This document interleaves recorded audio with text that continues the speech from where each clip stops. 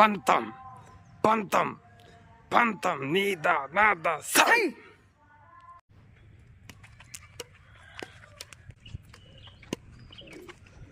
అదేంట్రా పుష్ప చెల్లిలోకి ఇలా పెట్టుకో కొట్రా అంటేనేమో దాన్నేమో రెడీ ఇంటిలా.